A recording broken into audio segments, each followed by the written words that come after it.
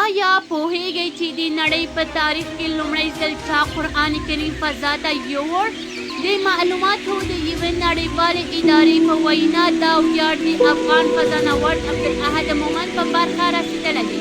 مومند په 1988 میلادي کال کې په میر فضایي سټیشن کې 9 ورځې تېرې او پر خپل هېواد یې څېړلی و. نوموړی د نړۍ لومړی مسلمان شو چې سپېڅلی کتاب یې له ځان سره فضا ته یووړ او هلته یې تلاوت کړ. تر دې لوی افتخار مخکې په فضا کې یوازې روسي، انګلیسي او فرانسوي ژبې اورېدل شوې وې، خو عبدالاحد مومند پښتو ژبه د نړۍ څلورمه ژبه کړه چې په فضا کې پرې خبرې وشوې. دا یوازې یو سفر نه و، بلکې د افغانستان د هویت او اسلامي ارزښتونو لوړل یو تاریخي ګام و. دا زموږ د هېواد لپاره یو داسې ویاړ دی چې نسلونه به پرې فخر کوي. د دې ملي اتل د یاد ژوندي ساتلو لپاره دا ویډیو له نورو سره شریکه کړئ او زموږ پاڼه هم